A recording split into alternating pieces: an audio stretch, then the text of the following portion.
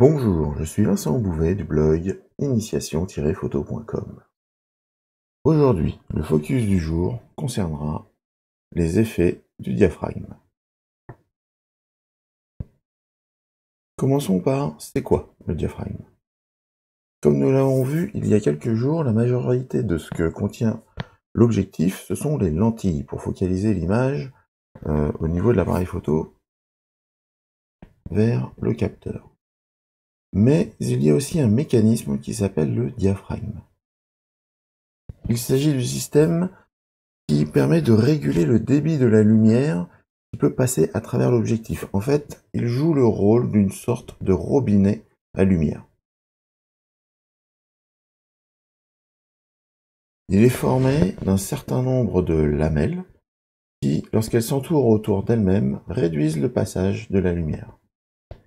Que l'on voit ici, nous avons des lamelles successives et quand elles s'enroulent, le trou se réduit. Entre chaque indexation de graduation, en fait, la quantité de lumière capable de passer dans ce trou est divisée ou multipliée par 2. Les effets du réglage du diaphragme pour commencer. Le principal est la profondeur de champ. Plus le diaphragme est ouvert, c'est-à-dire que le nombre f sur x avec x est petit, et plus la profondeur de champ est courte.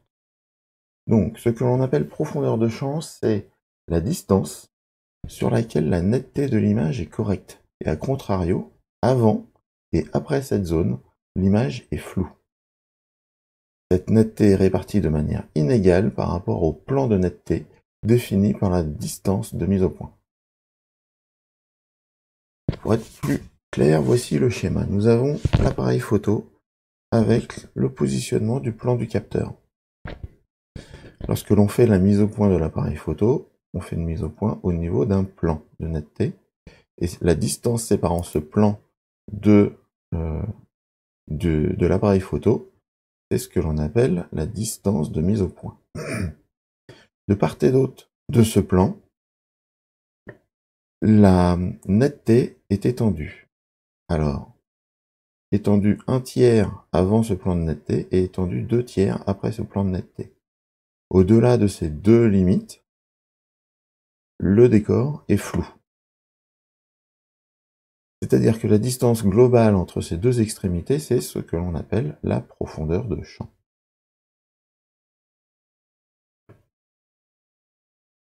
Ensuite, il y a les aberrations chromatiques. En fait, ce sont des défauts de couleur le long des tracés à fort contraste. De couleur magenta et cyan, ils apparaissent quand la focalisation de la lumière n'est pas correcte à cause de la diffraction de celle-ci. Donc ça, c'est ce qui arrive quand l'objectif est d'entrée de gamme, donc la qualité des traitements du verre des lentilles n'est pas suffisante, et que le diaphragme est très fermé. Donc on a un tout petit trou, et c'est ça qui provoque la diffraction de la lumière. C'est ce que l'on constate sur cette image. À gauche, on voit un liseré magenta, et à droite, on voit un liseré cyan. Ensuite, il y a les effets dus à la conception du diaphragme. Donc la forme des taches de lumière du bokeh. Donc le bokeh, c'est l'effet de taches de lumière plus ou moins circulaires produites par l'objectif lorsqu'on photographie des petites sources de lumière avec un fort flou d'arrière-plan. Ce sont ces taches-là que l'on voit ici, la netteté au niveau de la boule.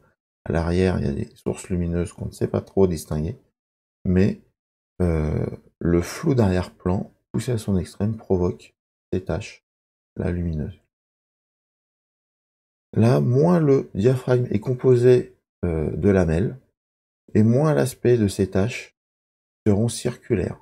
Et dans certains cas, pour certains objectifs, la forme peut carrément prendre une forme pentagonale. Vous pouvez télécharger en bas de l'article du blog la fiche PDF qui, elle, va en plus vous donner l'information de comment produire des effets de bokeh tels qu'on a vu précédemment, mais avec une forme que l'on souhaite, une forme choisie de ces taches de lumière. Donc voilà, la vidéo est aujourd'hui terminée. Partagez-la avec vos amis. Et merci beaucoup de m'avoir écouté. À bientôt. Au revoir.